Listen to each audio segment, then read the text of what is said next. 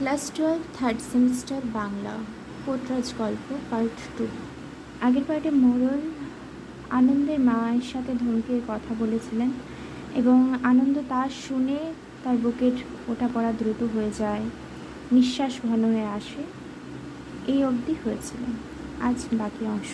ইতিমধ্যে মোড়লের সঙ্গে যারা এসেছিল তাদের মধ্যে একটা লোক সব জানতার মতো বলে উঠল, ও রাজি না হলে গোটা গাঁটাই মায়ের কোপে পড়বে। হতে পারে, কিন্তু একবার পোটরাজ হলে সারা জীবনই তো ওকে পোটরাজ থেকে যেতে হবে। হ্যাঁ, তো সে খারাপ কি? ভালোই তো। তোমরা বলছো ছেলে আমার হাই স্কুলে ইংরেজি পড়ছে। আন্ডারলাইন করা দাগগুলো VVI। ছেলে আমার হাই স্কুলে ইংরেজি পড়ছে, তো পোটরাজ হলে স্কুল কি পালিয়ে যাবে? তুমি তা বললে কি হবে, কিন্তু ওর কেমন লাগে তা তো ভাবতে হবে। বাহ, কেবল ছেলের কথাই ভাবছিস, বাকি গাঁটার কি হবে? দুজনের কথাই ভাবতে হবে। হঠাৎ মোড়লের সঙ্গে যারা এসেছিল তাদের মধ্যে একজন একরোকা গোছের লোক কর্কশভাবে বলে উঠল, ছাড় তো, ওকে পোটরাজের পোশাক পরিয়ে পাঠাচ্ছিস কি না? হ্যাঁ না না, গাঁয়ের ধারে মিছিল নিয়ে যেতেই হবে। এই ধমকানোর সুর শুনে আনন্দ রাগে কাঁপতে শুরু করলো। লাফিয়ে উঠে সে হাত মুঠি করল। রাগে তার চোখ ঠেলে বেরোচ্ছে। দুর্পদ ঠিক সেই সময় জবাব দিলে, এরকম কথায় মায়ের রাগ কি পড়বে? তখন মোড়ল দুর্পদকে বলে, কথা ঘোরাস না, কাজের কথা বল, ভবিষ্যতের কথা ভেবে বল হ্যাঁ কি না। ভয় দেখে গ্রামমণ্ডলের লোকেরা ফিরে গেল। দুর্পদ বোঝে না কি করবে। ঘরে গিয়ে কপাল চাপড়ে মেঝেতে পড়ে সে। দামা শূন্য দৃষ্টিতে বউয়ের দিকে তাকিয়ে থাকে, আর আনন্দ দৌড়ে বাড়ি থেকে বেরিয়ে যায়। দুর্পদ ভাবে, ছেলেটা দৌড়ে গেল কেন? ভাবতে ভাবতে উঠে সে দরজায় যায়। দেখে সে মারিয়ায়ের থানের দিকে হনহনিয়ে যাচ্ছে, ডাকে আনন্দ আনন্দ, কিন্তু আনন্দ দ্রুত চলে যায়। সেই দিন অনেক রাতে সে বাড়ি ফিরে আসে। তাকে দেখে মনে হয় কোনো একটা ঘোরের মধ্যে আছে। রাত্রি যায়, সকাল আসে, সূর্য উঠলে সে চুপচাপ কাছের নদীতে চান করতে যায়। চান সেরে ধীরে ধীরে বাড়ি ফিরে বাবার পাশে এসে বসে। কোথায় বসেছিল? বাবার পাশে। বাড়িতে তখনও যারা আছে তাদের কথা শোনে সে, মন দিয়ে শোনে। শুনেছ, মা নিজের গায়ের ধারে গিয়ে বসে আছে। নিজের হবে না, নিজেই হবে। মা নিজেই গায়ের ধারে গিয়ে বসে আছে। হা ভগবান, গেলেন কি করে? বলিস কি রে, গেলেন কি করে? দেবতা তো আজ এখানে কাল ওখানে, বিশ্ব সংসার ওনারই হাতে। ঠিক কথা, দেবীর লীলা পেতই যায় না। যা বলিস বল। দেখে মনে হলো মা খুশিতে বসে। নতুন একটা সবুজ শাড়ি পরেছেন, গলায় অনেকগুলো সবুজ বালা দিয়ে তৈরি একটা নতুন হার, রূপোর চক্ষুর সামনে চেয়ে আছে। তাই কি খালি সারা গা এখন সেখানে ভেঙে পড়েছে। দুর্বল মাঝে এসে পড়ে, সত্যি সত্যি নাকি? তার এখনও সন্দেহ যায়নি। সত্যি তো বটেই, মা নিজেই গায়ের ধারে চলে গিয়েছেন। বসার জায়গাটাও নিজেই বেছেছেন।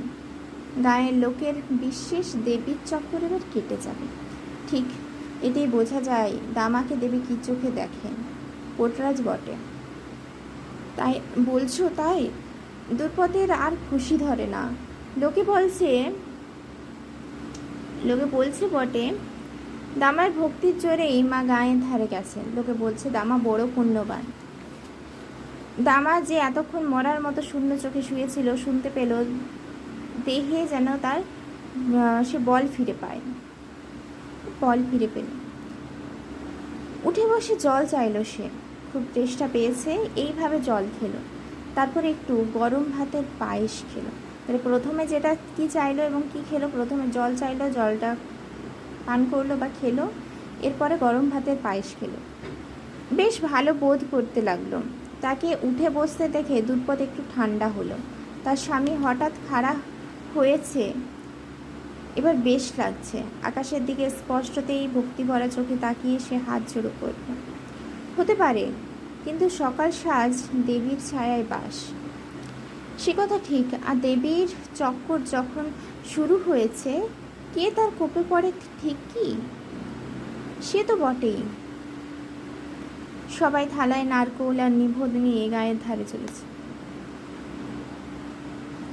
যে কোনো জায়গা থেকে পুজোর আওয়াজ শুনতে পাবে। সবাই খুশি। ইতিমধ্যে মিছিল দামা পোটরাজের বাড়ির সামনে পৌঁছয়। ঢাক বাজছে, ঘণ্টা বাজছে। ঢাক বাজছে, ঢোল বাজছে নয়, আছে ঘণ্টা বাজছে। ঢাক বাজছে, ঘণ্টা বাজছে। গান হচ্ছে, দেবীর পুজো সেরে মিছিল ফিরছে। ভক্তরা উল্লাসে চেঁচিয়ে ওঠে, মারি আয় কি জয়। উল্লাসের চিৎকার শুনে দামার হাতে পায়ে বল ফিরে আসে। উল্লাসের চিৎকার শুনে দামার হাতে পায়ে বল ফিরে আসে। তার মনে হয় ফের শরীরে রক্ত চলাচল শুরু হলো। উঠে সে আস্তে আস্তে দরজায় এসে দাঁড়ায়। দরজার কাঠে ভর দিয়ে দাঁড়িয়ে থাকে। পুরো মিছিলটা এখন তার বাড়ির সামনে। নারী পুরুষের কণ্ঠ থেকে নিঃসৃত হয় উল্লাসধ্বনি, মারিয়ায় কি জয়, দামা পোটরাজ কি জয়। সেই চিৎকারে দামার মুখ আলো হয়ে যায়। তারপর মিছিল থেকে একজন এগিয়ে এসে তার গলায় হলুদ ফুলের মালা পরিয়ে দেয়। আর আবার সকলে তার নামে জয়ধ্বনি দেয়, দামা পোটরাজ কি জয়। আনন্দ দরজায় এসে দাঁড়িয়েছিল অন্যমনস্কভাবে মিছিলটাকে লক্ষ্য করে। তার মুখ শক্ত হয়ে যায়। মিছিল গাঁয়ের দিকে এগোয়। মিছিল কোন দিকে এগোয়? মিছিল গাঁয়ের দিকে এগোয়। দামা ঘরে ঢুকে আসে। দুর্পদ বাইরে দাঁড়িয়ে থাকে। তার মুখ থেকে আলো ঠিকরে পড়ছে। আনন্দ মায়ের কাছে এসে ফিসফিস করে বলে, মা, মারিয়াইকে আমি গায়ের ধারে রেখে এসেছি। চমকে ওঠে দুর্পদ। গভীর আতঙ্কে জিজ্ঞেস করে, সত্যি সত্যি করেছিস নাকি বাবা? হ্যাঁ মা, মিছিলটাকে গায়ের ধারে নিতেই হবে, তাই না? আনন্দের কথা শুনে দুর্পদের মাথা নেমে আসে। পা কাঁপে। ছেলেকে হঠাৎ কাছে টেনে কাঁপা কাঁপা গলায় বলে, আনন্দ, ভুলিস না, কাউকে কখনো বলবি না, আমার মাথার দিব্যি, কাউকে না। এই বলে তাকে আবার জড়িয়ে ধরে। এবার আনন্দ হাসে।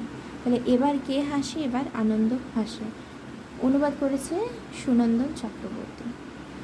Thank you.